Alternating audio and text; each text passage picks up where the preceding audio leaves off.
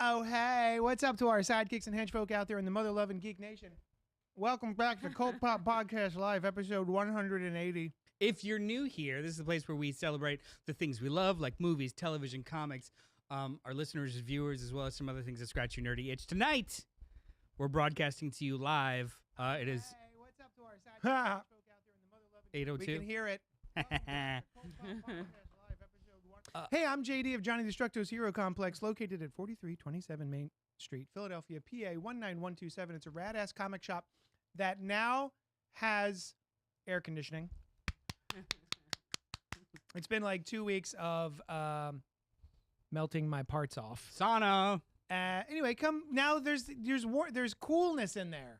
I'm not cool, but you could be cool in my shop. Get there. I'm Noel of Physical Media Space on Instagram. It's a digital place where we celebrate physical media. And joining us tonight is actress, entrepreneur, reoccurring guest, and brains of the entire operation. Oh, wow. That is Wow. life. Yeah. Sushan Live! Hello. We also want to draw your attention to our producer, Noah, whom we have 2 questions for. Psych, just one question. I could be two. We'll ask it twice. Oh, no. All right. So, for those... So I went to B&N for the people in the know. Barnes and Noble, because they still have books there, and you can go, but you can buy books, you can buy movies, you can buy records, insanely overpriced movies. However, twice a year, Barnes and Noble has a Criterion Collection sale where there will just all the Criterion movies will be 50% half off. Wow, awesome! So which honestly makes them normal price. Exactly. Because the MSRP is $50. Yeah, crazy. So it's like $25 for a movie. All right. I always get excited for that, and then I go to Barnes and Noble and I sit there and I browse all the thing, and then I put them back and I walk away because they're still too expensive. but this time, Our shared text thread yeah, has become a, ooh, look at this picture. Ooh, look at Ooh, look that. at this. Yeah, And then it started to turn into, which of these three? yeah. So we wanted to play, Which of these? which three? of these three? So, We really workshopped the name on that. which of these three? So basically, I was at Barnes and Noble. I held up 3 Criterion movies, and then we're gonna pick which one we would buy of these 3 because you can only afford one Criterion Collection Blu-ray, right? Is this like a fuck, marry, kill for these three? Yeah, yes. So first up, I assume you can see it on the screen. I went with these are thematic, I think. So Anora and Bound, starring Gina Gershon, and Eyes Wide Shut, And by Jennifer Kubrick. Tilly. And Tilly, the Tills, What's the theme in your head? sexy, Sexy sexy, or sex? both. Yeah, you know what? Because That's true. Eyes Wide That's Shut, true. not sexy. Yeah. Just intercourse. In this film, people get it in. Yeah. You know what? I didn't like that.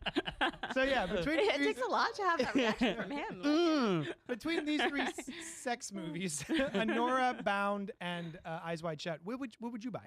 Well, Noah's got to go first. Oh, Noah, it's your question. I would go Eyes Wide Shut. Why? Yeah. I just love the atmosphere. Oh. I really do. It's Just like a stinky orgy atmosphere. well, No, it's not stinky. They're I all like incredibly affluent. the weird walking around New York on a fake set at night, and you're like Yeah. looking at neon lights and kind of depressed.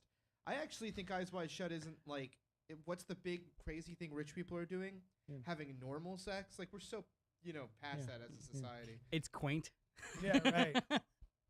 All right, fair enough. Awesome. I was flabbergasted to find out that scene of Tom Cruise walking down the city streets of New York was on a green screen. Yeah. It's so good. Well, notoriously, Stanley Kubrick was afraid of flying, never flew, filmed everything in London, period. I had no, wait, what? Every Yeah, so like this was supposed to be set in New York. It was completely in London. I had so no like idea. That's he so refused neat. to get on planes. He didn't do press and stuff. Holy shit. Yeah. Okay. So somebody could fact check me, but I'm almost positive. Like there was a lot of scheduling obstacles and, Pretty sure it's scheduling. oh my bad. Yeah. What about you? What would you pick? Gosh, I haven't seen Bound, and I don't. What?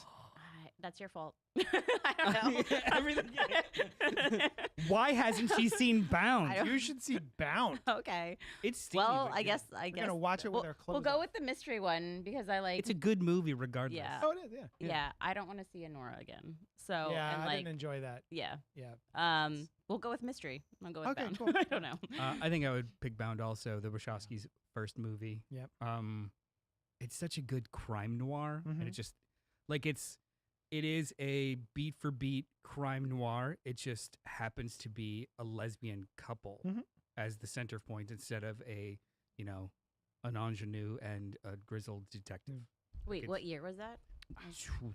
No, late 90s? 94, 95. I'll check it out. Yeah, I never wanted to be a lesbian woman so much, just because of I Gina mean, I still wanna Gershon. be- just like I the know. time frame too. Like I just don't super. I was not, I was still like a Catholic school kid at that time and was Oh. not watching that type of 96. media, which makes me want to watch it all the more. Yeah. American neo-noir erotic crime thriller. That's a lot of adjectives. Yeah, 1996, yeah. Written and directed by the Wachowskis. Yeah. Pink's in the chat saying the last two Criterion movies I bought were Sword of Doom and The Black Stallion. Oh, shout out to Monocle. Monocle. Hi, Monocle. Hi, Mom. I can't see the whole thing, but it's dragging Andrea to see Obsession, so just popping in for a second, but excited for the Supergirl convo. We are excited for your wife to see Your wife. Obsession before me. Yeah. Still haven't seen I haven't Obsession seen yet. it either, and I want to. I I really did want to. not want to originally. You know what you could It's- do? Bring Andrea by Johnny Destructo's Hero Complex and buy our Obsession Obsession. T-shirt that I designed in print.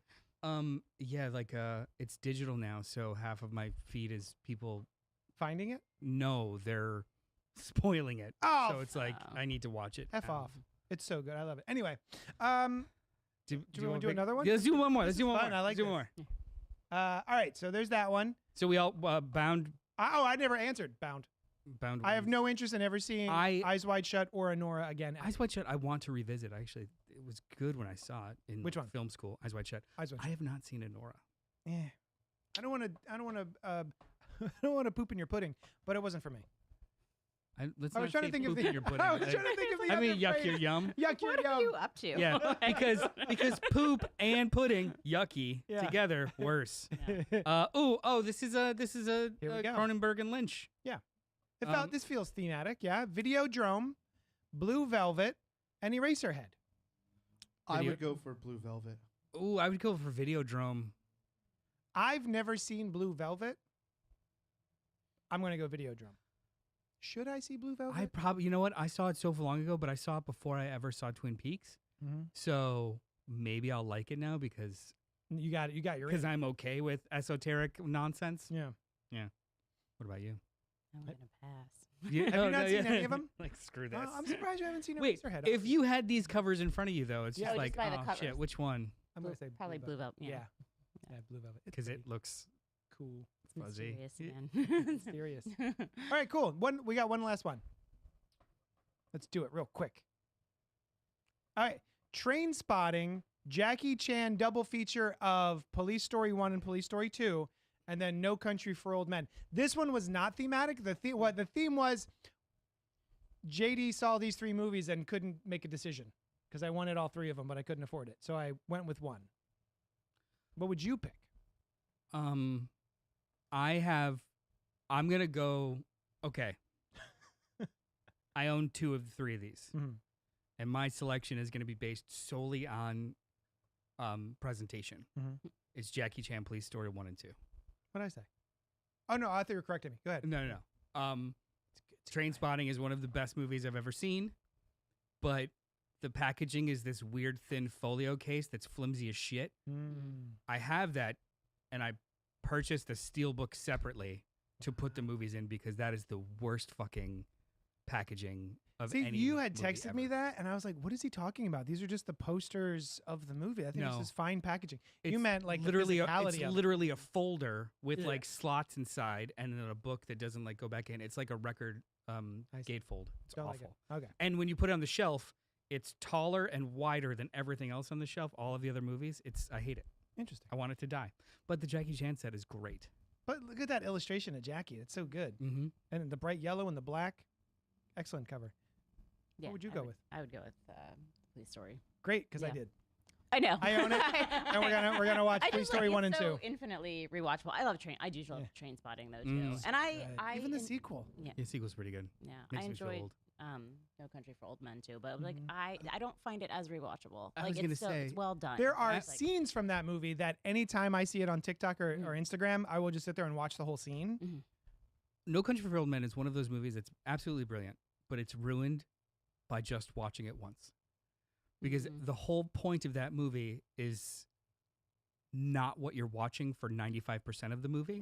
And then when you get that realization, it's not like a twist, but when that realization comes, it's like, Oh, that wasn't the main character at all. I never actually have to, like, you got me. This is wonderful. I don't think I need to revisit this or examine it. It literally was that, it's like that black and white. Yeah. And I'm like, okay, cool.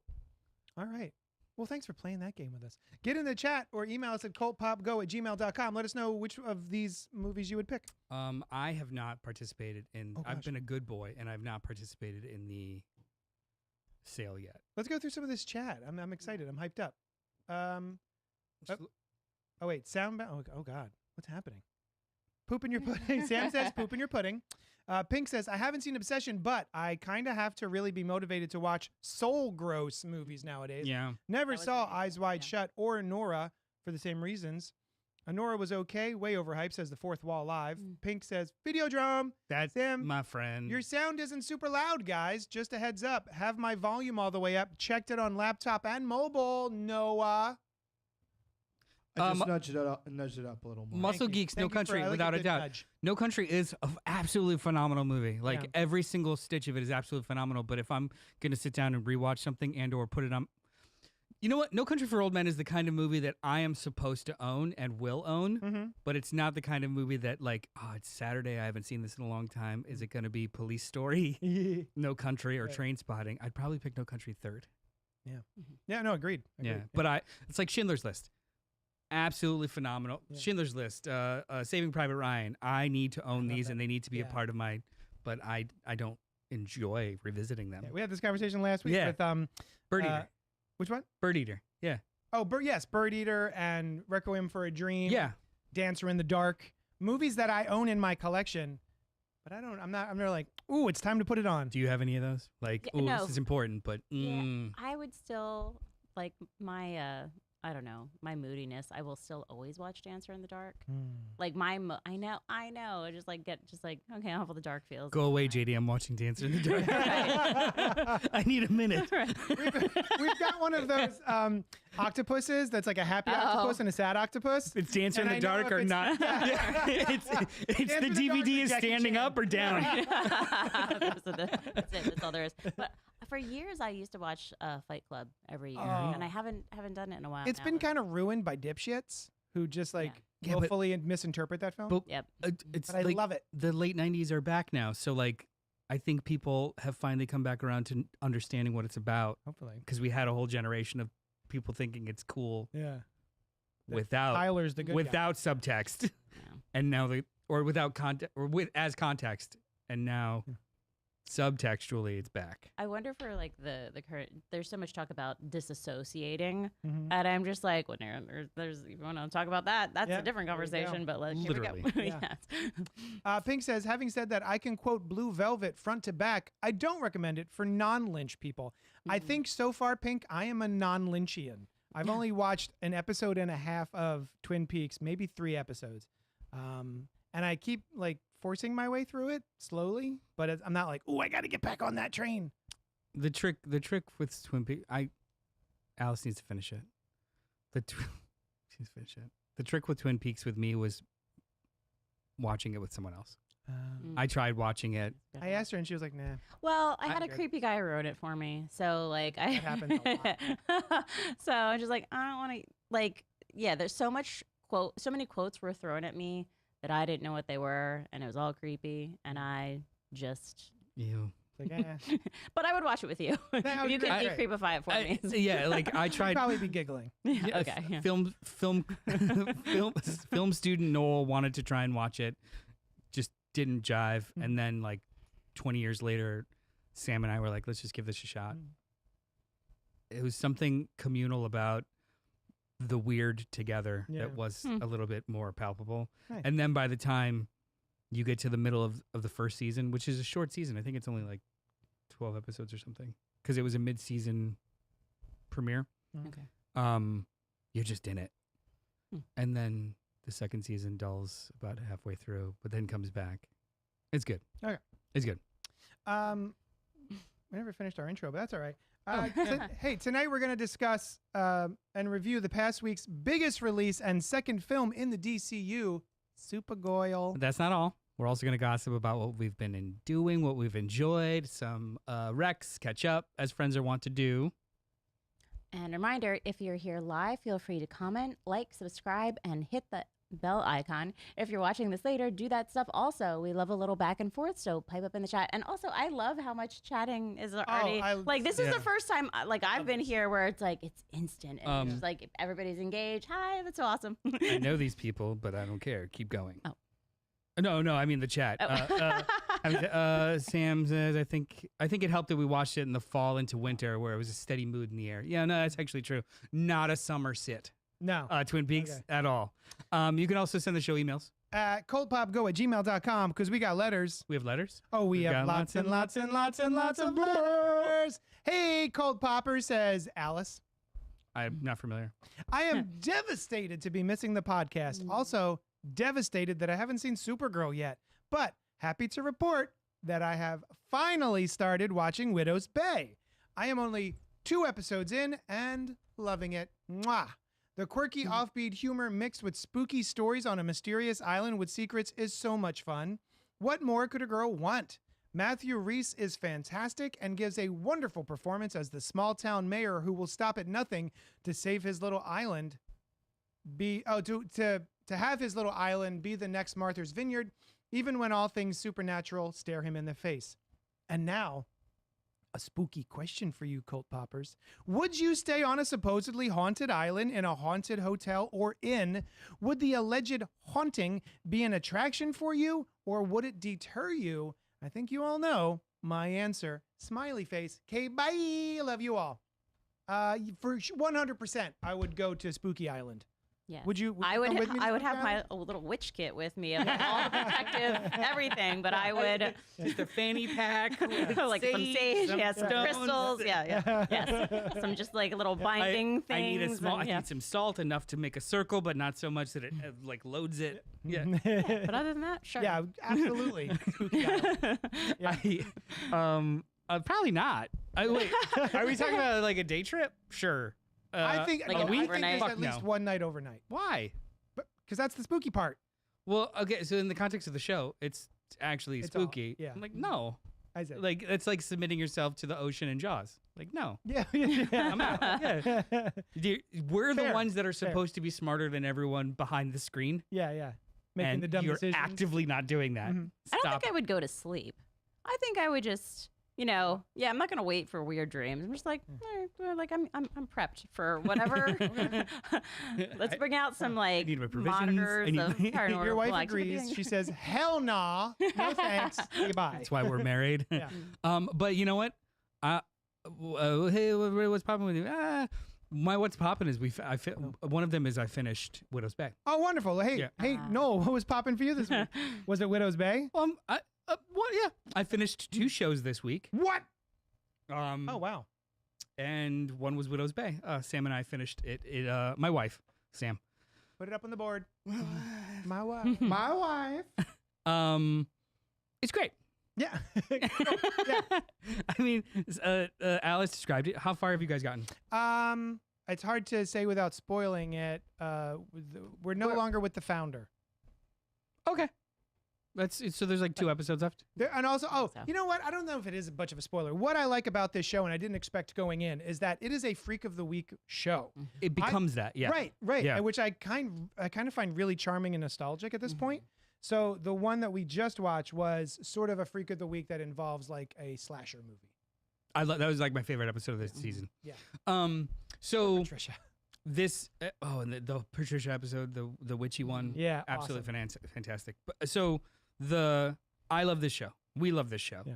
The finale wasn't a whimper so much as okay, I gotcha. Like next season, great. Oh, okay. There's 2 ways that this could go. One, I'm very excited about. One, I don't have faith that any creative team won't just suck the life out of it and it become meandering. So I'm very excited to see where it goes, because the structure for the show is Freak of the Week. It can become something that crazy where they play with tons of other genres. I hope that that's the direction they go in, but there's also some plot things that they reveal that it could become much more formulaic. Okay. So it's like, it really, like when you guys see the finale, you'll see there's definitely a fork in the road of like, this is going to be the more interesting show, I think, but they could totally lean on this plot point way too long. Gotcha. Please don't do that. Okay. So I'm very excited for season 2. It's a strange little show that I wasn't expecting, and it is quite fun. Yeah. It's not, they describe it as a horror comedy, and I definitely don't think it's as comedy as the trailer led me to believe, but it is pretty charming.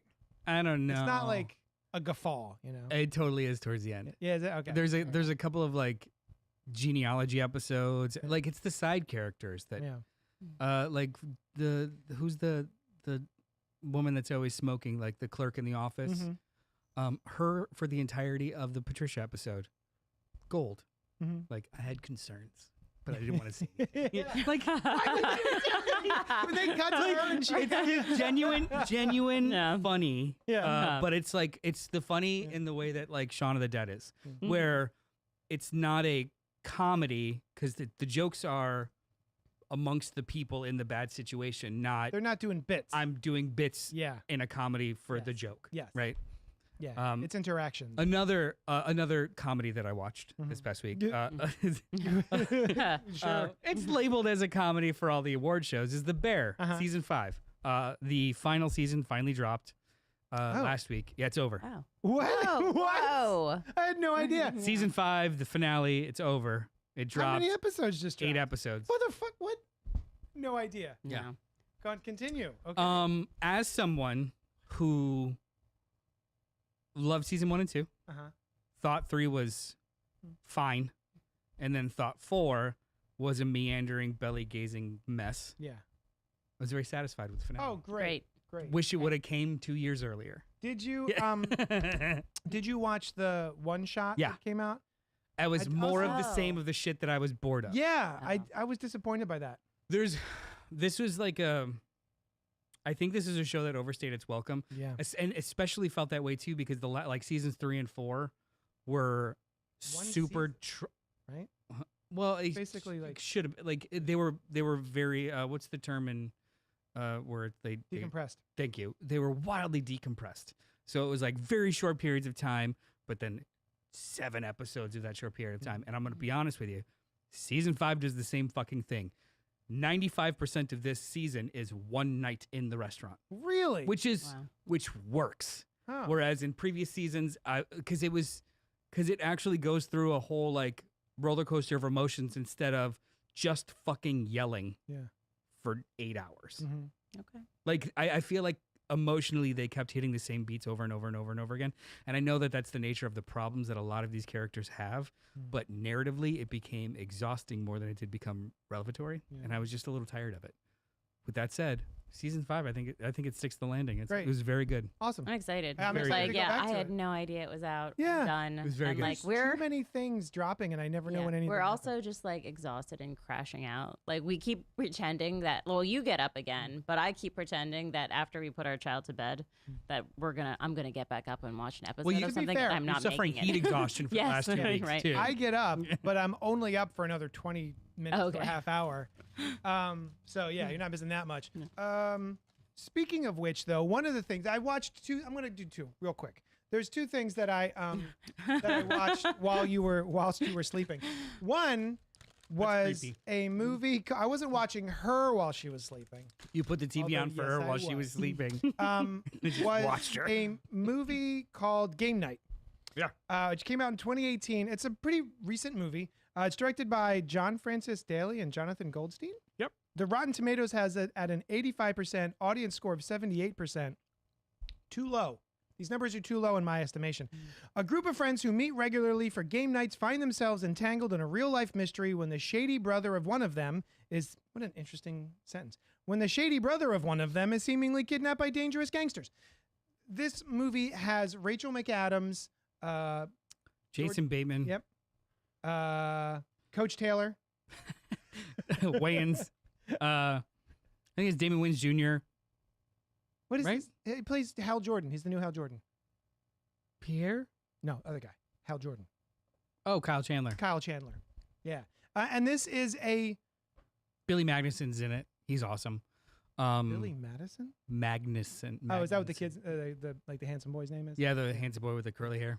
And He's really fun in this. Kristen Dunst's husband. Yep. Jesse. Jesse Jesse Plemons. Yeah. This is a fun game. Okay. He doesn't He's- have his own identity. Who he's cares? He's, also great. Kristen Dunst's husband. And then what's her name from Bad Sisters? He's so good on his own. Bad Sisters. No, it doesn't matter. Love. Okay. She huh? Bad Sisters? Yes. What is Horgan? Yeah. Yes. Sharon Horgan. Yep. Anyway, that's a long road to get here, but holy shit, if you haven't seen Game Night and you like a good action comedy, Oh, he died. oh, it's so, I rewound that part. Oh, yes. Oh no, he died. I rewound that part twice because I was cracking up, and her delivery is so fantastic. This movie is so much better directed than it has any right to ever have been. There are so many great shots. There's so many great setups. There is a oneer that runs through the middle of this movie where the entire cast and crew seemingly are running through this mansion playing keep away with a Fabergé egg. And it is a nonstop up and down, left, right, backwards. It's crazy. I don't know how many takes they had to do to Yeah, do this that. movie goes hard. And they do the thing which I really like in certain horror movies, like with the dolls. My favorite all-time horror movie, Hereditary, where I don't know if it's a camera or what, but there is a shot that purposely looks like it's a dollhouse, and then you zoom in slowly, and then you find out, oh, this is an actual set with humans in it. Do you know what I'm talking about? They do that here in Game Night to make the characters look like pieces on a game board. That's right. And I don't know what that technique is or how they achieve it, but it's so effective and it works really well here.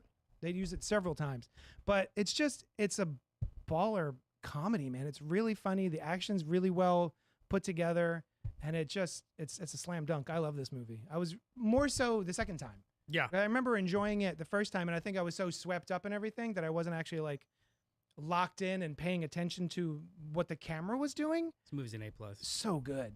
And these guys went on to do Dungeons and Dragons. That's why it's so good. Okay. Honor Among Thieves. There was another one. They were gonna do Spider-Man. Oh, which one? Homecoming. They still have story credit on it. Oh. And then they're developing a Star Trek. Oh. Okay. Why not? Yeah, I mean they could do anything they want because it's like tonally it's perfect, but then also like you said, the direction and action are on point. Like really, really creative. So yeah, whatever they want to do. Fantastic. Another movie that I watched while you were sleeping, Eden Lake, was a movie I'd never heard of. It came out in 2008. It's got Kelly Riley and Michael Fassbender. A nursery teacher, Jenny, and her boyfriend, Steve, escape for a romantic weekend away. Steve, planning to propose, has found an idyllic setting, a remote lake, blah, blah, blah. And then what's that? 2008? 2008. Wow. It's their weekend is shattered by an aggressive group of kids. Rowdiness quickly turns to rage as the teens terrorize them, and a weekend outing becomes a battle for survival. Directed by James Watkins. This is the guy that did the remake of Speak No Evil and is doing Clayfakes. I'm glad you said Speak No Evil because boy does it have the same vibes. I had no idea. So what I enjoy, it's 2008. Spoilers for Eden Lake. I don't know how else to talk about this movie and my feelings on it without spoiling this movie for you. However, it is a nihilistic gut punch of a movie akin to, have you seen it? No. Oh, akin to Speak No Evil. What I enjoy most about a horror or a thriller is, oh my God, these characters are being terrorized, but at the last second, someone rises to the task and they are able to get it done, right? Like a underdog, or like a good for her or a good for him kind of movie where just, they get revenge. This is not that movie. I kept waiting for oh my God, how are they going to get out of this? And it's a bummer. It's not a feel good sit. It's really well done. It's really well acted, especially by all these kids who are in it. It's all of these sort of British kids, and they're all really, really good. It's very tense. It's very thrilling. But then I found that once it was all said and done, it left a sour taste in my mouth, and I was just like, I went to bed feeling icky. That's such an interesting combination too, because my criteria for horror movies is I have to care about the characters, or I don't care at all. Mm-hmm. But then I also want them to win. Yeah, I was going to say, if you're not rewarded from that care, yeah. how does that paint the whole picture? That doesn't work out well. Did for you me. get a chance to watch Bird Eater with you? No. I wonder what you would think with that. I'll watch it at some point. I liked it the least of the three of us. Mm. So anyway, that's what was popping for me this week. I liked it. It was a wonderfully made movie that was so effective it made me feel bad. Mm. It made me feel uncomfortable because it was so good. Mm-hmm. Okay. That's what that sounds like. But that's It part kept of what I hitting, want. kept Like, hitting. I'm not the type of person who needs a happy ending in a story, but like, I don't want to be completely depressed either. I mean, but like, or I'll like go see it the one time and then never watch it again. So. I was going to say, if I ever revisit Bird Eater, it'll be from like a clinical perspective of, it's really interesting how they juxtapose this with this, not from I want to sit in these feelings again. Right, yeah. Ever. Mm-hmm. I have a slight PSA because you talking about like what you're watching horror things while I'm sleeping. When I was just for anybody who's out there, like They're married. I don't know if you guys did it. They're married. No. While I'm sleeping? No, I remember when I was pregnant, I like first trimester could not stay awake. And I would fall asleep on the sofa while JD was watching something, and it happened to be documentaries or docuseries about serial killers, and then I was having the worst and weirdest dreams. So don't do that. For anybody who's out there who's ever considering any of those things, don't do that. She usually sleep up in bed. Now, Not yeah. on the couch. Yeah. Pink Then I says, turn it up louder so she can hear it when she's sleeping. JD's desire from horror movies hits like the speech John Goodman gives in Matinee about why people like being scared by movies. It's a great scene. I've never seen Matinee. Oh my goodness. It's all right. You know what? You're okay. I'm not gonna oversell it. Okay. It's a movie I didn't appreciate when it came out. Here's the speech. Oh. I know some of you have never been in the motion picture business before, but I want all of you to look at the faces out there. There's going to be room in their heads for one thought tonight. Don't let it be me. They know we can't hurt them, but they're still going to be scared half to death. And just when it gets worst, when they're sitting there and their hearts are like trapped animals out in the dark, we save them. And we say, hey, it's all right. Thank God. So like That's what I like about horror movies. Yeah. Exactly what a perfect way to open a horror movie. Yeah, Matinee is a movie I didn't appreciate at the time. It was advertised as like the, monster-y and like fan of movies kind of movie. But it's really just kind of like a comedy of errors. Like trying to do this large matinee event in the 1950s at a movie theater that is kind of falling apart. Yeah. So like an event, and just things will go wrong or things will go right, and it's the movie that's happening around them trying to present a movie. Yeah. And I think Is it's it called actual comedy? Mant. Okay. I think the movie's called Mant or something, right? Like man ant, like giant ants. Yeah.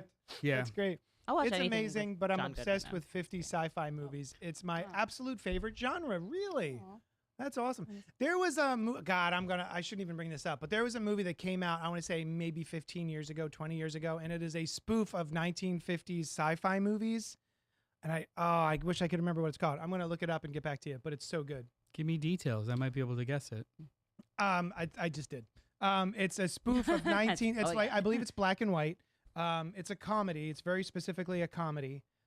I think it's got skeletons in the title. But it's like a sci-fi. Do you remember any of the cast? No, it was nobody. It was Oh. nobody I'd ever heard of. Nope, not The Blackening. not black sci-fi movie. The Lost Skeleton of Cadavra, Yeah. 2001. What a hilarious movie. I remember loving The Lost Skeleton of Cadavra. That was peak 3000. Yeah. without Mystery being- Science Theater 3000. without being- But it, like the idea of these becoming like popular pastiches of stuff. It was like post Ed Wood. All right, cool. What was popping for you this week? Oh, White While you Lotus. were awake, not sleeping. Well, yes, Yeah. and While while JD was sleeping, what did you watch? yeah, right. No, he's awake so much more than I am. But yeah, hate something. Me too. I'm exhausted. Yeah, Some more sugar. yeah. Seriously, that's what's keeping us going right now. Yeah, White Lotus season. We are watching that together, actually. Yep. It's not Season 3 separate. of White Lotus. Yes. You finish it? And- No. No. Where are we? We're like Maybe the middle. Three or four Yeah. season episodes. Yeah. How was it It's fun. comparatively? I feel we were just talking about this evening of like the first one was like, you know, so great because we didn't know what to expect, and now we kind of feel the formula of all of them, but they're Yep. still charming, you know, Mhm. like, and we're along for the ride and everything. I love like. There's an aspect of them that just makes me want to travel, Mhm. and just not that I'm gonna afford any of the places that, right? But I want to go to Thailand for sure. I don't know now, if this so. if this podcast pops off. Yeah. Hey. If Spotify wants to throw a couple $100 million at us, Yeah, maybe. sure. But yeah, I agree. It's a pleasant sit. So especially because we've got Kai, who's 5 years old, there are so many shows we want to watch, but we cannot because he's there and it's gonna And we still have to be traumatize careful. him. Yeah, like Mhm. But like White Lotus is actually, because I know, again, the formula, we know Mhm. we have a scene in the very beginning of the first episode where a corpse is going to show up. Mm-hmm. So I just kind of like bleep, bleep, bleep, bleep, bleep. Okay, I know a corpse is going to show up. I don't know if we see who the corpse is, but we usually don't. Nope. And so we'll skip past that, and then everything else is gravy. story. Yeah. You guys should show Kai Entourage. I bet he'd love it. Oh God. I've never seen that show. Don't It's not, bother. it's too broy for me. Entourage. I'm trying to think of like a non-ironic way to enjoy it. Hmm. Nope. Nope. Only ironic. But No. I mean, the cast is great of White Lotus. It's always fun to watch the cast do their thing.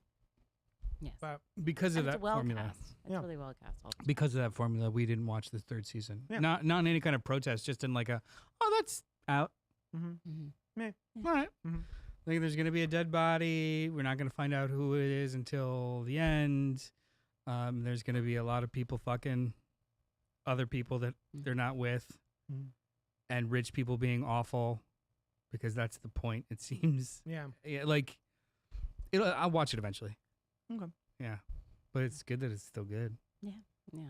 And then all of the Disney National Geographic docuseries, The Secret Life of like all of the bees and the penguins and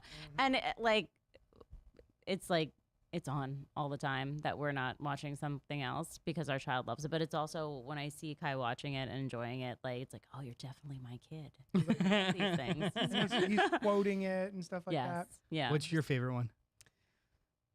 I think the bees so far. Yeah. Secrets of the Bees, right? I added a word in there. I Sam so. said I wanted to see White Lotus season 3, but Noel didn't. I think I just Yeah. described that, right? Like Mm. other things took precedence because we kind of know what we're in for with White Lotus. Bertie Gregory follows bees, vital pollinators for a third of our food. Special cameras document one hive over 3 years, revealing 20,000 plus bee species, hidden world, remarkable architecture, and intelligence. Yeah, so it's not just like they pick, a certain kind of bee. There's so many different kinds of bees and so many different types of environs. And you actually get to watch one whole hive. They like keep cutting back and forth. And they watch one bee be born and then go through different life cycles. And, it's so interesting. And I never would have watched it if it weren't for our son, who's Mhm. just absolutely obsessed with it. Nice.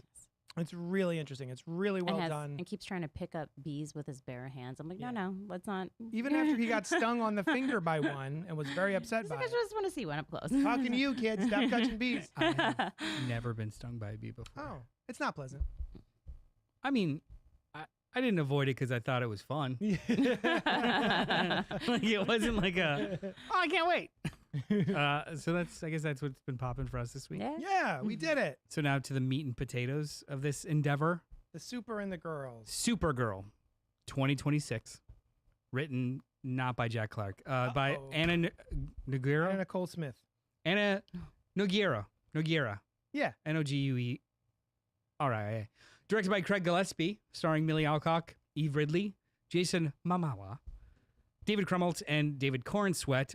Rotten Tomato score is 55% currently as it stands, with audience score of 76%. When an unexpected and ruthless adversary strikes too close to home, Kara Zor-El, a.k.a. Supergirl, reluctantly joins forces with an unlikely companion in an epic interstellar journey of vengeance and justice, adapted from the celebrated miniseries written by Tom King with art by Bilky Evely. Bilky Evely. So the art in that fucking book is so goddamn good. Sorry for all my cursing. I love One Woman of Tomorrow. I think it's a really great graphic novel. I don't think this movie does that any justice. But if you get a chance, It just borrows the thread. yeah, That's it. if you get a chance, I would highly recommend Supergirl, Woman of Tomorrow by Tom King and Bilky Evely. So were we excited, us being, I'll speak for all of us, Us thrice. huge fans of the Helen Slater Supergirl movie back in 1980. God, no. Even as a kid, I hated 84, it. 86? What year was that? Even as a Doesn't kid, matter. I own it. I've never revisited it, but I think it's still in the cellophane, which is just deteriorating. I think I saw, because a lot of people have not been liking this movie. Shocker. That somebody joked that, it only took 40 years for people to start liking Supergirl Yeah. from 1980, whatever. Yep. I like cool. Helen Yeah. Slater. Mhm. I was a big Fair fan is of Helen fair. Slater as a kid, especially because of Fair is The fair. Legend of Billie Jean. Yep. But yeah, so your question was about to be, were we excited? I was excited Uh-huh. for Supergirl. I really enjoyed Superman. I don't think it was a, 10 out of 10 home run, but it certainly had the vibes that I wanted and I enjoy. So I was looking forward to Supergirl. I really liked her appearance in the end of Superman. I thought she seemed fun. Didn't make sense, but we'll skip that because she can't be drunk. Yes, she can. She's under a yellow sun. She just got back. She's still drunk. No? You see how quickly she heals in a yellow sun in this movie. I'm just saying. But I get it. It was a cute bit. Mhm. And I was really looking forward to it. I don't know if I needed Lobo in the movie. I was curious about that, but I think Jason Momoa is Lobo. Mhm. So I was looking forward to seeing what he would bring to it because he always seems like he's having fun, even budget. if I don't think he's a budget. I don't think he's that great of an actor, but I enjoy watching him enjoy himself. Mhm. He was great in Dune. Yeah, I don't remember much of him in Dune, to be honest. But it wasn't like he felt out of place or He wasn't showy at all. He was I feel really, like really good. he was just He always solidly does what he does. yeah. Yeah. Right? Yeah. Yeah. He's got a lane. Yeah. He sticks in it, and the traffic is always smooth. Nice. Yeah, great. Yeah. So yeah, I was really looking forward to Supergirl. What about you? I was looking forward to it. Yeah. Yeah. I'm like, I will be happy for comic book movies forever. Mhm. I'm like, even when they're like, I will be excited until I have a reason to not be. I agree. I hope for a reason, I'm but- sorry to make you the spokesperson for all women. Oh, well, that's why I'm Wait, on the you- show right now. I was- as soon as you walk through that threshold, you became the spokesperson of all So women. you're looking forward to, you just enjoy superhero movies, comic book movies, right? They're just like fun. Yeah. It being Supergirl, Mhm. did that add or detract anything of your enjoyment, like looking forward to it, or going in? I mean, who doesn't love a female protagonist? So many people. Well, as all the fake 1-star reviews Right. for Supergirl. So, well, I know you a few. right, yeah. Luckily, I don't. See, that's where But I'm not they on the exist, internet. yeah. Like, I'm not going I to bother with know the of a internet in that few, way. yeah. I just don't participate, and Yeah. then I don't have to care. Yeah. They did give a little nod to like, why is she Supergirl? And I know from like the time difference and stuff like that, but I'm just like, As I'm opposed to being a grown adult. You mean Superwoman? the title of it, yes. Yeah. Just, but like I know some of the history surrounding that, and like Yeah. and why they have an age difference once they're on Earth and stuff like that. But I'm like, she's not that much. She's still Yeah. legally She's an not a girl adult. at all. She's Yeah. she's like 23, right? Yeah. In my head canon, especially these movies, Mm. it's because Clark is so fucking corny. Sure. It- Yeah, I like, mean, He named her Supergirl because Yeah, she's corny. I'm Yeah. I'm Superman and you're Supergirl. why we- Because it was a couple years ago, and it's like a basically canon in these movies that those suits were made here. They're not Kryptonian Yeah. at all. Mhm. So like Yeah. he makes her a suit in his corny Mm-hmm. way, and like see super. He has And the it- Superman and it has to robots be make it for her. A Yeah. skirt. A skirt with shorts. Yeah. That's Culottes, man. Yeah. Yeah. Gotta have yeah. bloomers like cheerleaders in the Midwest. It Yeah, is I a buy very that, actually. cheerleader. Like- yeah, I I mean, yeah. I yeah, buy it that too. very. I love his wholesome. Superman. Yes, he's so Hey. he's so Oh. wholesome. Yes. Gotta get back to the fray. Who? What? Okay, you're adorable.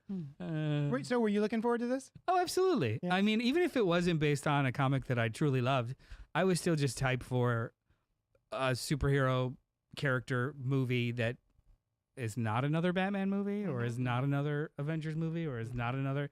Like, I was super hyped for Captain Marvel. I was super hyped for, and Still love that movie. I Yes. do too. I actually really like the Marvels too. I think Yeah, it's. I just had it on at the shop. Delightful. Kai loves it. He's like I was- the rating criteria is like how much can your 5-year-old pay attention to a movie, and he gets pretty far with that one. So it gets. I mean, gotta be good. come on. So- with the cats at the end. Yeah. Movie's great. Movie's literally Let them made. eat you. There sounds weird. Let the cats eat you.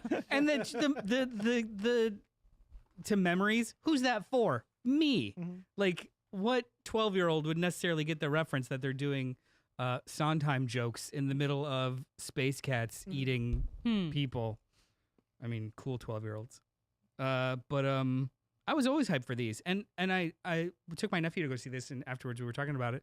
He really liked it, and I don't know. It's just I felt like if I was in his age bracket, I would love, like, this would have been my new favorite movie. Mhm. Like, there are so many things that this just does simply that I think are really effective. So if I was a less jaded or judgmental person, I probably would be like, yeah, this is dope as hell. Mhm. I'm in. I was very excited for it. Okay, cool. So what do we think? I'm gonna say you are a more jaded. Oh, so Noel likes to read us his letterboxed reviews. Oh. I've been Okay. doing my best to try and track things this year, so I actually have reviews. Anyway, unless you guys want to go first. No, please go. Okay. Supergirl 2026. Watched June 27th. The best way to describe this film is solid. Supergirl is solid genre entry with no glaringly offensive deviations from the formula. What buoys the experience slightly above dismissal or forgetfulness is how absolutely magnetic Millie Alcock is at the helm. Yep. The emotional beats are genuine and felt, despite the lack of a vibrant color palette and over-reliance on licensed music. The heart and center held, and at the end of the day, that's what matters the most for me. I can't wait for more of her. This is not a disaster that others would have you believe, but a net positive near miss that at the very least introduces my new favorite addition to the DCU.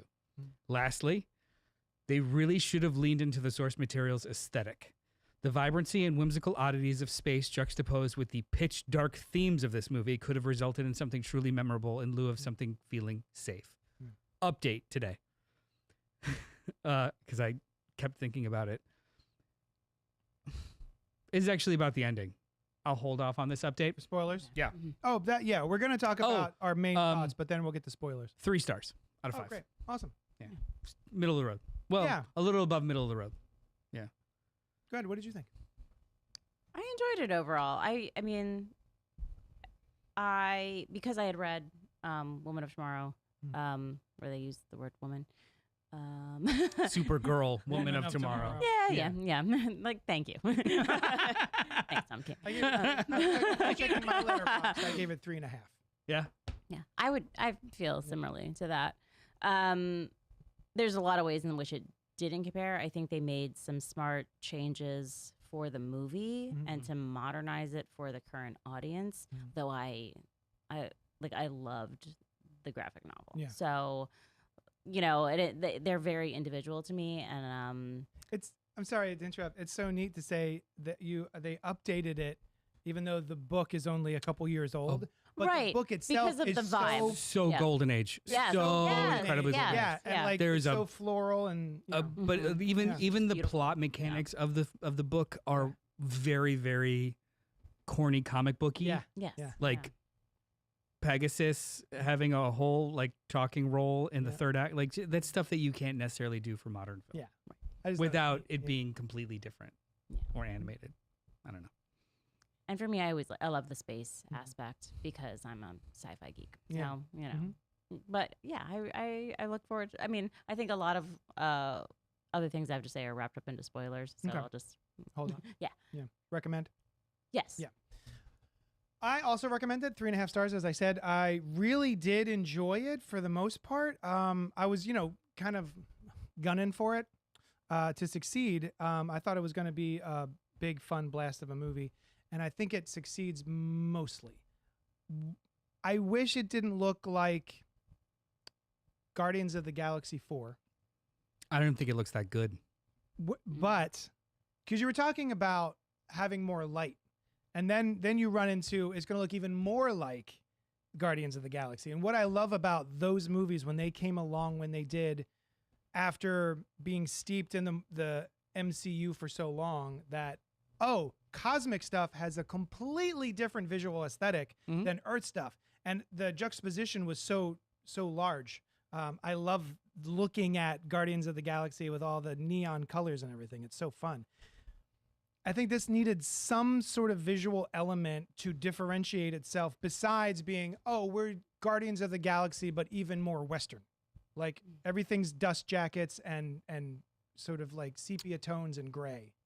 I could have used other colors. They didn't have to be neon colors, but I think the visual aesthetic here was a little boring. It was intentionally muted, and I don't think it was the right choice. Yeah. Like I get why. it didn't look bad. Mhm. It just didn't service the story very well. Mhm. Like all of the planets that they visited looked the same, aside from like 2. Yeah, except for when it's green. Yeah. Which doesn't necessarily make sense. It makes sense in the book. It makes a little less sense here, but yeah, I was underwhelmed. A lot of people who are not liking this movie are unsurprisingly blaming the writer, who's a woman. Yeah, I made the connection. Yeah. I think the problem is actually in the director's chair. I think aesthetically this movie does not sing as well as the performances and the writing at all. I think it's perfectly cromulently put together versus something that has a ethos or a thematic aesthetic. Like Superman had a thematic aesthetic. This is the bright sunny streets of Metropolis and everything from the set design to the costuming was a part of that aesthetic.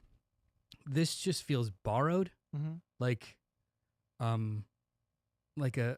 cover song of somebody else's aesthetic. It's not. It doesn't seem like it's his, and it's a little like boring. when you do a slowed down version of In the Middle by Jimmy Eat World. I'm a giant Jimmy Eat World fan, and that was weird. Yeah, wasn't as bad as I'm Just a Girl in Captain Marvel. No, that was groan inducing. This is. I think this is worse. Yeah. No, really? That was actually that is my least favorite part of Captain Marvel. Yeah, but this is worse.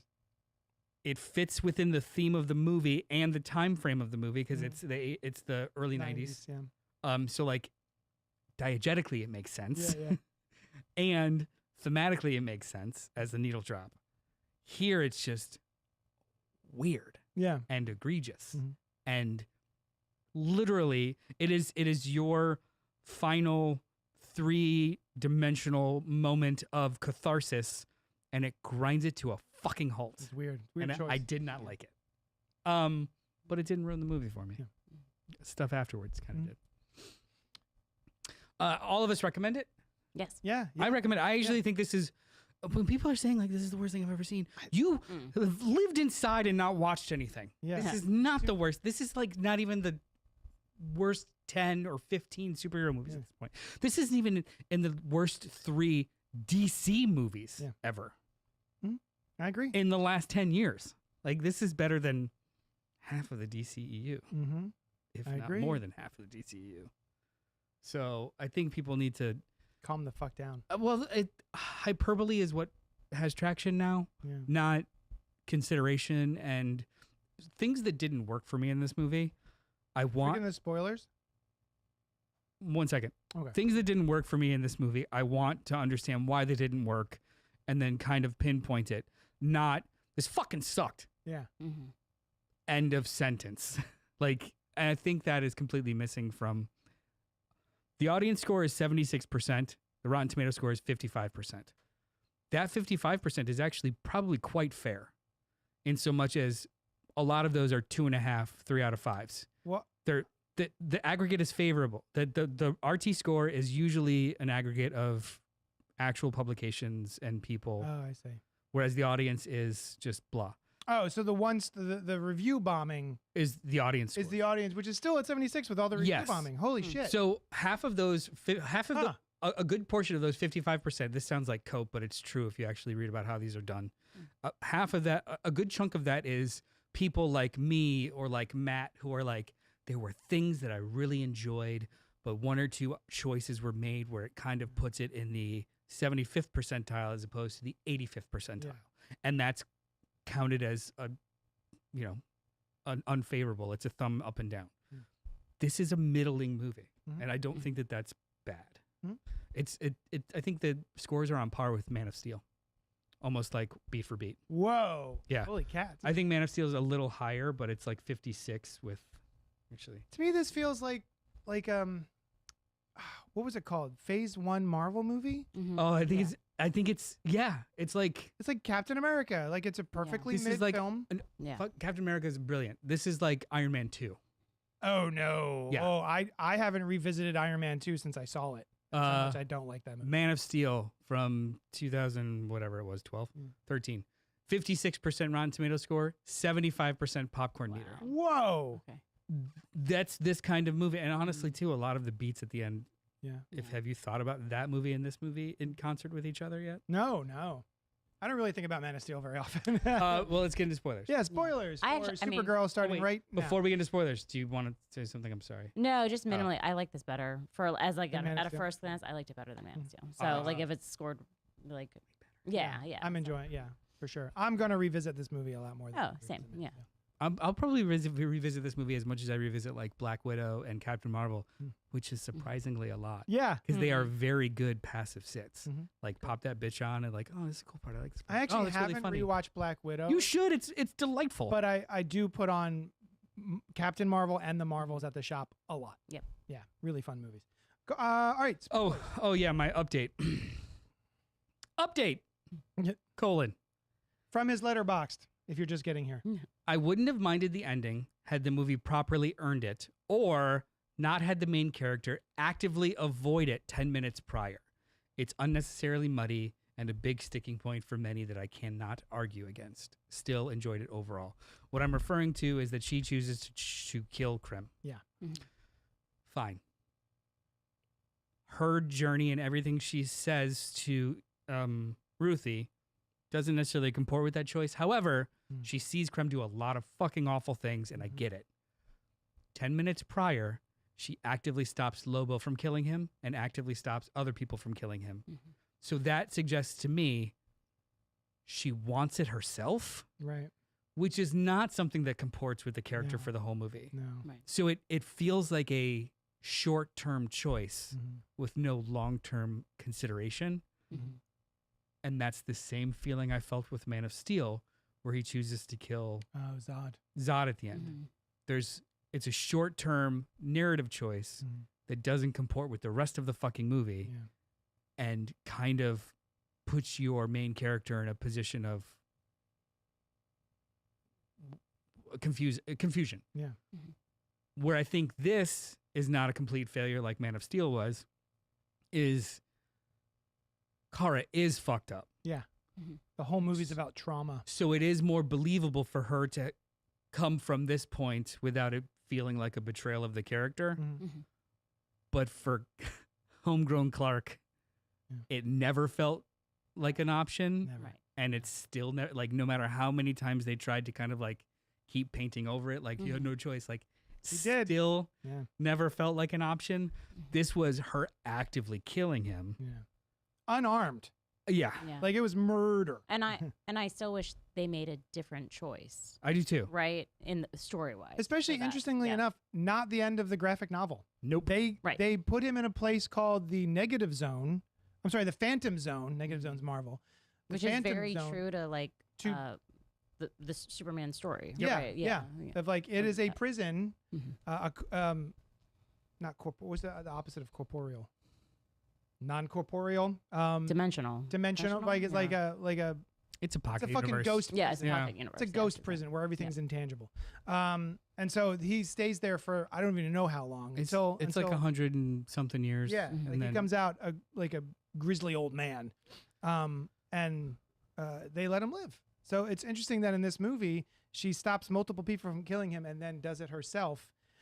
And- her choice doesn't bother me, but yeah, it doesn't. The kinda make movie doesn't sense. lead to that choice, Right. right? Right. Because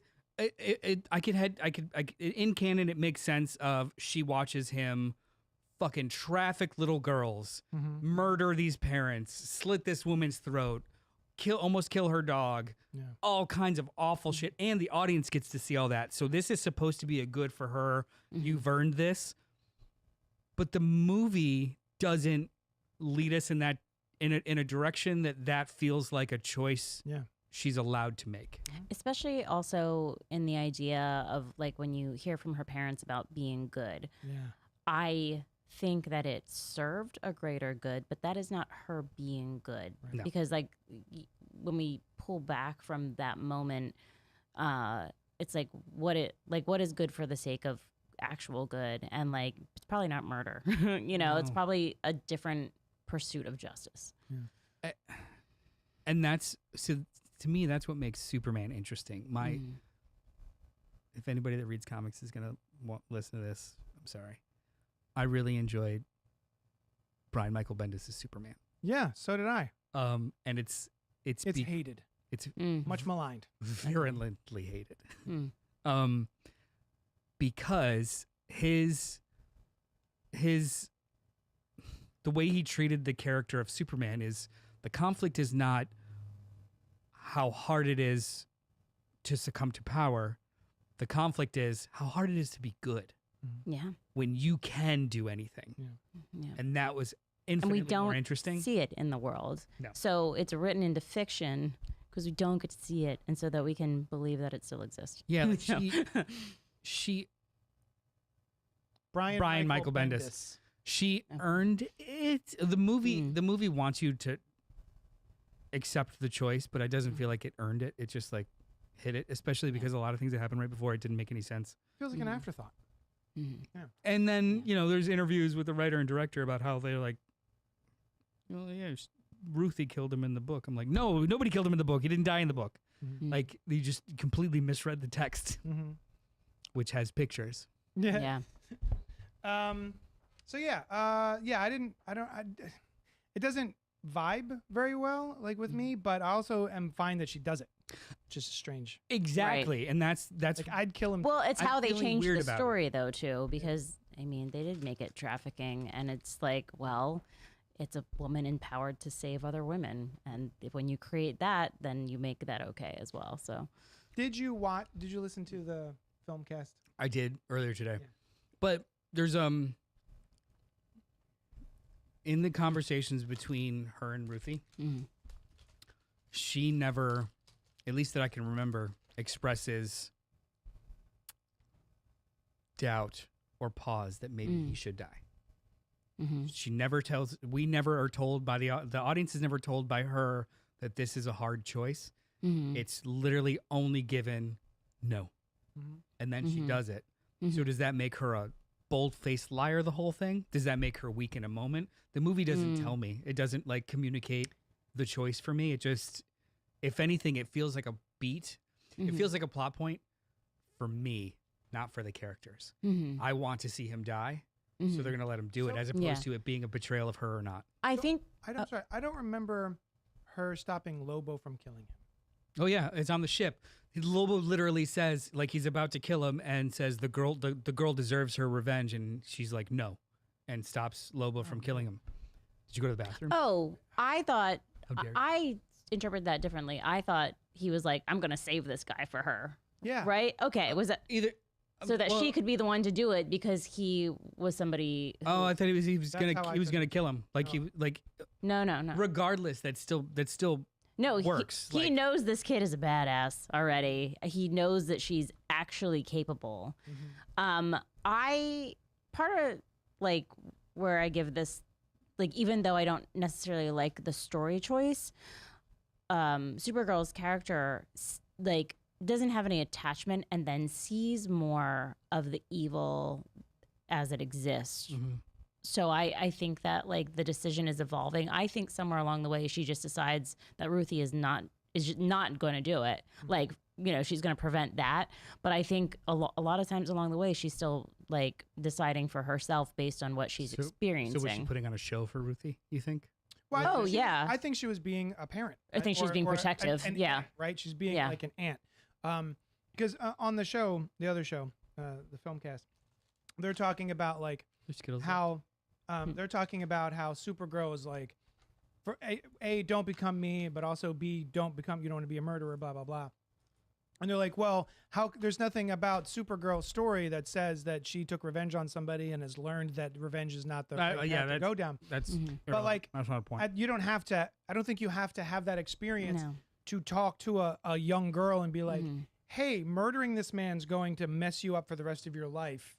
Don't do that. And like revenge is broad, you know, like I think the true essence is depth of pain. Like it will not resolve, murdering him will not resolve the depth of pain. Right. Once I you've think lost to that degree. They were taking it in as a 1-for-1, and this movie never presents it as a 1-for-1. They were talking about as angry as her, as lost as her, not I've killed a man. Don't do it. I agree. Right. Like that take was just completely off. Yeah. I just wish the movie, when Lobo is gonna, whether he deliver her to Ruthie or kill him himself, she still stops him to what I guess is just her own bloodlust, or she hasn't made the choice yet. I don't think Either- Either Right. way, Yes. mildly sloppy, because she still doesn't even express confusion about the choice Yeah. for the entirety of the movie. You know, and she says it's about revenge, right? I think she even says something It's about for my like, dog, and that's for it's her. not, yeah, like getting revenge isn't going to help you. But then she literally says this is revenge for the dog and for the girl. Like, If those lines were, she's right, but I'm not going to let her do this, yeah. I would have Right. been totally fine. Yes. Right. But it is supposed to be a rah-rah, Yeah. and that's not what the movie, Led you to. or honestly, that's not what the audience deserves. Mm-hmm. We deserve like a more holistic. Yeah, I mean, But- even if it was in a position where he got back up and it became self-defense, like then Yeah. like, you know, there Even was that would have made that, like he's Right. got a thing about to get her in the shoe. right because he had all Yeah. these secret weapons and like yeah. One of my favorite thing that they said though was about, wouldn't it be great if the reason Lobo was there in the movie at all was because he's the one who kills him. They, you know, Supergirl stops Ruthie, and then they both walk off, and then Lobo just like grabs him by the boot and drags him off and kills him. You know, something like that. Even I don't even think if they he would ever just walk- drug him off, Yeah. and then left it to the audience. Yeah. so. Also, too, like I don't think maybe not kill him. They shouldn't have walked. They shouldn't walk away from him. Yeah. Just Yeah. do him at the very least. Right. But Yeah. yes, I know what you mean. Like him coming out of the shadows, or maybe just like shot in the head, or his head blows up. But quick question. Hey. Why The end. does Krem have powers No. and no other brigands do? No, he's a He's alien the- with powers. I did not question that at all. I was like, oh, he's another alien. The movie goes out of its way to exhibit the strength for you, but none of the other brigands, and it's just like, well, it's set up like a reveal, but like well, the they're brigands aren't all so- the same people, right? It's not a race of people. don't Brigands. know. Great question. I thought the brigands were pirates. Well, then, but still, like Name of the pirates. even Or even mercenary- a, even a like- brief line of like, oh, you can beat up anybody. You're Supergirl. Like he seems pretty fucking strong. Like he catches a tank Yeah. that falls out of the sky, whereas it felt very weird to like the movie goes out of its way to reveal his power level, but never explores his power level, and a whole side plot is her power level. Yeah. So like, I but remember. her show me this. But her power level is we're explained. it fluctuates. Yeah. Mhm. Yeah. But like We never really get told Lobo's power level and why. She literally says he's He's a an god. immortal. He's an immortal. Like, but who- why? Oh, yeah. I mean, He's an alien. He's a Zarnian. well, she gives a quick of he's an immortal that killed off his entire race and now roams the galaxy. Like, I think that's fair enough. Of like, oh, you must be impenetrable and powerful. Like, that's at least something. These are just child traffickers that happen to be able to beat up on a Kryptonian. Yeah. Who have never met a Kryptonian, I guess. Yeah. And yet No, they're Kryptonite- aware. No, they're somewhat never They're aware met. of Never Krypton, but right. they've never met a Kryptonian. Right, because there's hardly any left. Right. Yeah. So. Well, I guess that does beg the question: have the Kryptonians before their planet exploded ever been other places with yellow suns, and it's sort of people know about? They're aware of. Like the Kryptonians themselves are aware of Yellow Sun Yeah. having abilities. Mm-hmm. I'm sorry. We're deep into this conversation, and we have yet to mention how fucking phenomenal David Krumholtz is. Which one's that? Her dad. The Krypton. Oh my Saint. gosh! Yes. Oh, and there were Yes. people talking Yes. about the So writing in this good. movie, the Yeah. writing in this movie, and I'm like, that line where he's talking about, you are our souls unfolding into the future. Yeah. I was just like, what a line! Right, and it's delivered in Kryptonian, Yeah. but it still is like, Ugh. I felt that. I Yeah. heard that and felt it. His Those parents, right? that is Yeah. 8 minutes of movie, Yeah. and it's just the heart and soul of this entire thing, and I loved it. I absolutely loved it. I loved the choices that they made instead of it being like time displacement of travel. No, Argo has been fucked Mm-hmm. for 15, 20 years. We've been sitting on She was born radiation. eight years after it all went to shit. She's never known anything else. She has literally always been in a bottle and Yeah. has no home. And I don't think Argo's gone. We did not see it collapse. Right, yeah. Bring that shit back with Brainiac. Yeah. Yeah. And because she's a big part, like they've literally revealed that she is a big part of Man of Tomorrow. Oh, have they? Yeah, Nice. she's a fourth member of the cast. I love Yeah. the two of them together. Oh, that's Yes. great. Yes. Orange Sweat and I love the think- contrast of them. Yeah. Yeah. It's like really. Yeah. It's such a like they feel like family. You know. It's like. I also think back to the killing. I think that a big reason why that has to happen in this movie is to cement Supergirl different than Superman. It's weird. I don't have a problem with her making the choice. I have a problem with the movie wasting that choice. Yeah. Yeah. You know, not setting it up as a choice. Yeah. It felt like it was done for my benefit, not for the benefits of the fictional characters in the movie. Yeah. Right. Exactly. Which Right. is bad storytelling. Yeah. Yes. And despite all that, I had a really good time. Yeah. I want to Yes, watch it yes. again. I would And like to go back to the She's theater. amazing, and I want to see her in 18 other things. Yeah, she's like great. this is such a weird movie to talk about because I don't think that 55% is all that off, but I also think it's unfair Yeah. because this is better than a lot of superhero movies. Yeah. I agree. Pink says something. Snyder's Man of Steel was garbage, and Gunn's Superman was broy CGI numb sludge. Pink, I love you. That's what a sentence. Broy CGI numb sludge that I enjoyed. Is it broy? Was Gunn's Superman broy? I don't think so. I don't think. Oh shucks, golly! Like I don't think that's broy. Yeah, it wasn't broy pejorative. If anything, it was broy dumb numbskull. What I'm trying to think that the guy who runs the sports desk, and Steve Lombard. Steve Lombard. That's the broy guy, right? Not Clark. And Sam says I would have rather watched her kill him in defense of the girl or someone else. A do or do not moment. The slow murder felt meh. Yeah. Are we going to talk about Jimmy Eat World or do we? Oh, I think we're good. Yeah. Okay. Oh, hey, you know what? I would like to say before we sign off, if y'all out there are on the Superman tip recently because of the Superman movie or the Supergirl movie, I want to say it's called My Adventures with Superman on HBO. What a fucking baller of a cartoon. That is a complete rejiggering of the Superman Lois and Clark mythos. And all the characters feel slightly askance, slightly different. But man, is it a great show. The new season is playing now. It's coming out. And I'm having a blast watching it. It's really, really good. Highly recommend My Adventures with Superman. Are you watching that at all? I finished the second season. Okay, the new season is which is a very big deal for me with cartoons. Yeah, he always falls asleep. Anything else you want to say about Supergirl before we split? I want to see it again. The discourse is stupid, but it's a fun movie. Yeah. I like thinking back to what you said. I don't think knowing all that they know though, like either of the female characters can just walk away from that guy without a consequence, some kind of consequence. I agree. Right. And, so yeah. And the thing about it too is like, if they should have known that as the ending, and then worked backwards from there. Yes. You know? Yeah. Oh, one. You know what, Pink? Props. Owen Olsen exploiting a woman clearly in serious psychological distress and saving her in his phone under a body insult was it like Monster Toes or for something? Sure. Yeah. Was a little broy to me. Yes. Okay. Yeah. You are correct. Yeah. Yes. So the broy character is broy. Yes. Yeah. The characters who are supposed to be broy are broy. Yeah. What comes out this week? I like Jimmy Olsen in the My Adventures with Superman cartoon. He's much better. You're gonna love that he's getting his own TV show. Oh, is he? Olsen? Oh, I'd rather Lois have her own show, like a Rucka, investigative journalism show. I would like awesome. that too, but it's gonna be a Jimmy Olsen. Jimmy Eats Olsen. No, it's do you remember American Vandal? The TV show on Netflix. No. It's actually absolutely phenomenal. What? Like it's a fake docuseries about Yes, the penises. the penises on the cars. I There's have two an seasons. anecdote about that show. About the penis car show. Go on, dicks on cars. They shot the second show.